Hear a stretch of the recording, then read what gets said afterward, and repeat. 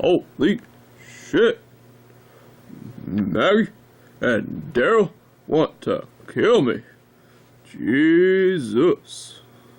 Hey, what's up guys? Spencer Rhodes here, and this is my review of The Walking Dead Season 9, Episode 3, titled Warning Signs.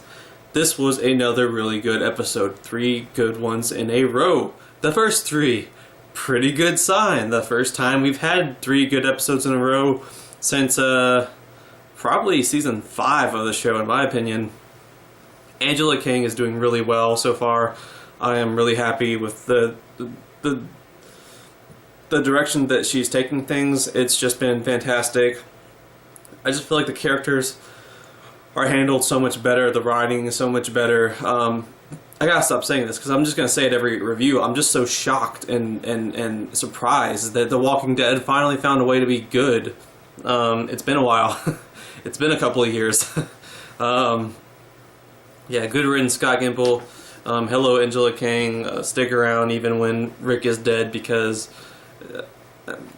especially with Andrew Lincoln gone, we really do need Angela Kang making the rest of the supporting cast strong enough characters to carry the rest of the show. You know, she needs to keep the story good, you know, without Rick.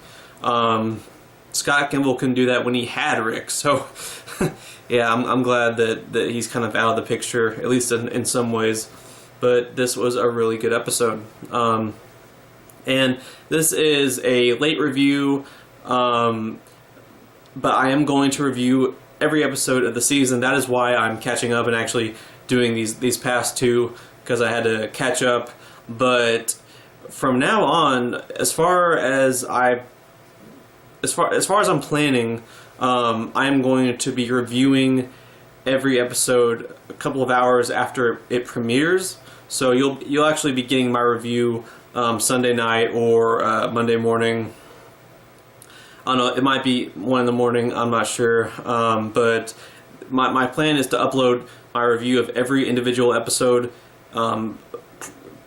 preferably a couple of hours after the episode actually premieres. But that's my plan. So it's not going to be like this. I'm not going to be catching up with every episode anymore. Starting with episode 4, which it airs in 2 days, I'm going to be doing a review right after the episode premieres, right after I'm able to watch it. So yeah. Anyway, with all that said, this was a good episode. I think I've said that a couple of times, but it's just shocking, man. It's episode 3. 3 good episodes in a row. Angela Kang is awesome. I hope that people stick around when Rick leaves, because she knows what she's doing. Anyway, so yeah, this was just a crazy episode. It might not be as eventful as the first 2, but I think the quality is just as good. You know, we had a few scenes with Rick, Michonne, and Judith, where Rick is playing with Judith. They're all playing together. We have like this montage of Rick and Michonne spending time with Judith and being parents to her.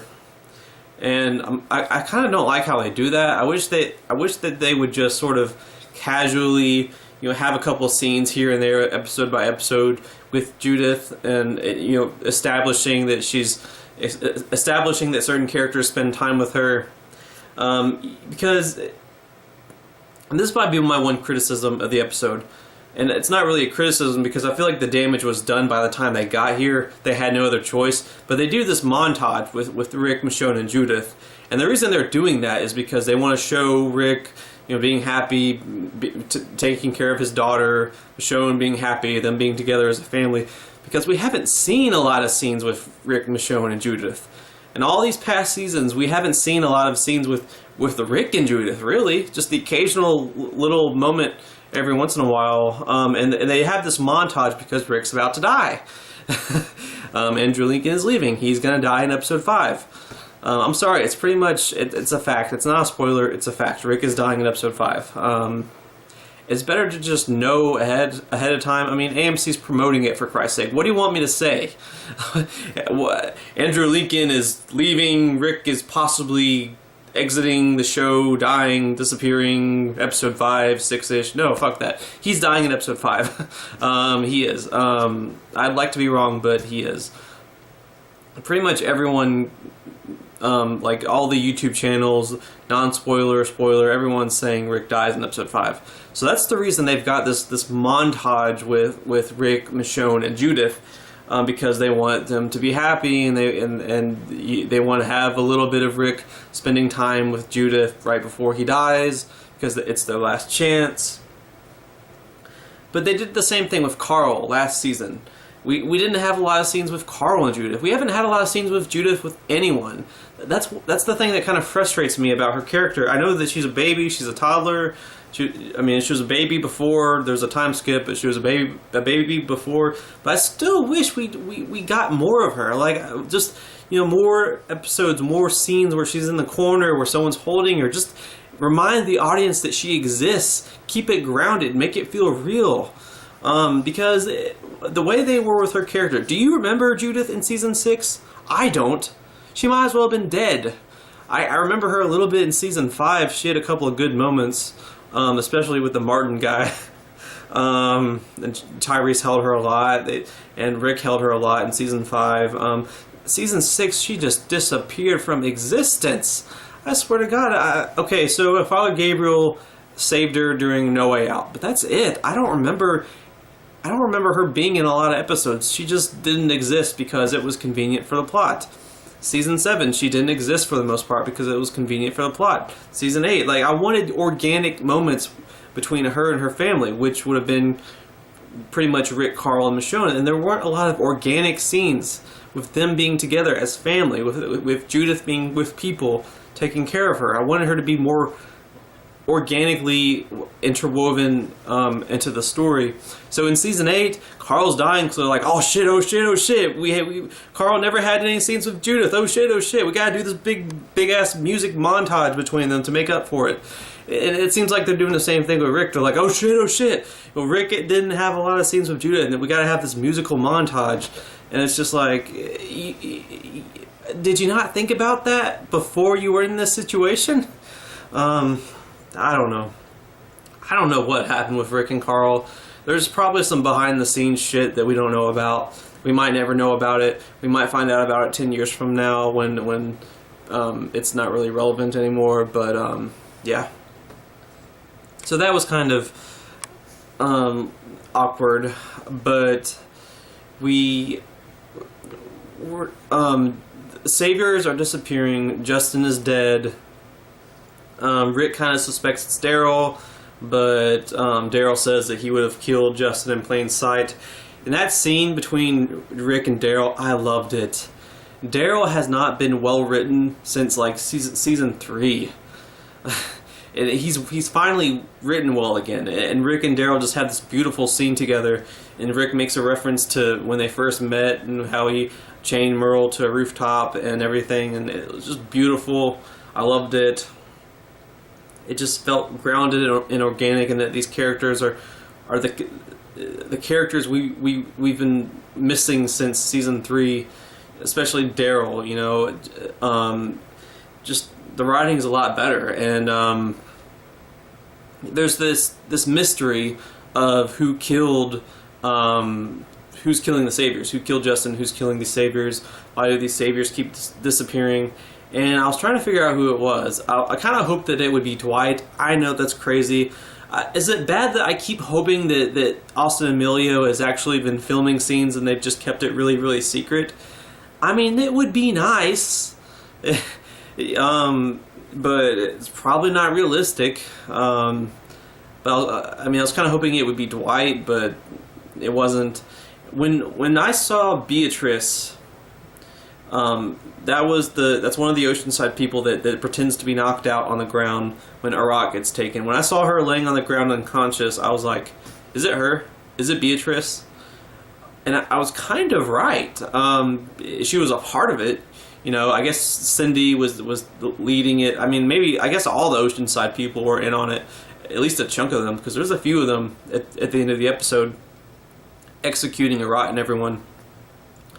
So I kind of figured that out, And there seems to continuously be this Daryl Cindy romance that's sort of in the works. I made a video about that a couple of weeks ago, I think. I still think it's going to happen. I still think that Daryl and Cindy are going to end up having a romance, especially when he kind of does her a solid at the end of this episode. Plus, he saved her life. I mean, that's not a big deal, but it probably won't hurt his chances, will it?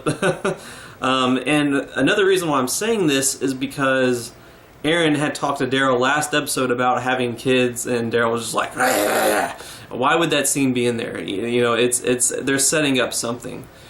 And The Walking Dead rarely, if ever, has dialogue that's just there for no reason. It's usually meant to set up something, and so I still think that there will be a Daryl and Cindy romance. And the end of this episode, oh my god, it was so good. The way that they referenced what happened to Glenn with Arat saying no exceptions, just damn, brilliant stroke from Angela Kang. That was all her. There's been so many good things out of season 9.